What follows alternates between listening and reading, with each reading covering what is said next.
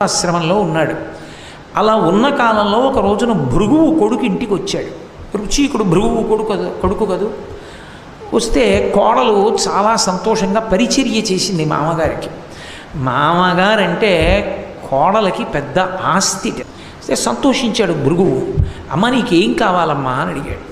అయితే మామయ్య గారు, మీరు తపోదక్షులు, మీరు వరం ఇవ్వగలరు. నేను మిమ్మల్ని ఒక వరం అడుగుతున్నాను. నాకు కొడుకు కావాలి. తండ్రి అయినటువంటి గాది మహారాజు గారికి కూడా కుమారుడు కావాలని అడిగింది. ఎందుకని?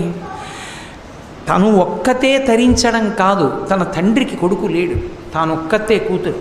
తనని కన్యాదానం చేసేసాడు. కొడుకులు పుట్టాలని తీర్థయాత్ర చేస్తున్నాడు. మా నాన్నగారికి కూడా కొడుకు కావాలి అని. వెంటనే భృగువు గొప్ప తపశ్శక్తి సంపన్నుడు.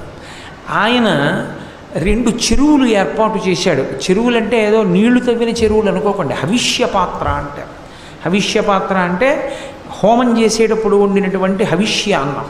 ఆ హవిష్యాన్నాన్ని కొద్దిగా 2 పాత్రలలో పెట్టి తన మంత్రశక్తి చేత అభిమంత్రించాడు వాటిలోకి ఆ శక్తి ప్రవేశిస్తుంది.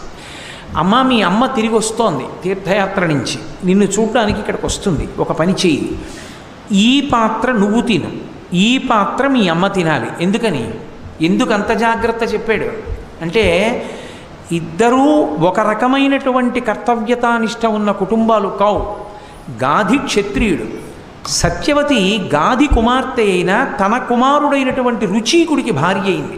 అందుకని బ్రాహ్మణి అంటే బ్రాహ్మణుని భార్య. బ్రాహ్మణుని భార్య ఎటువంటి కొడుకుని కనాలి? బ్రాహ్మణుణ్ణి కనాలి.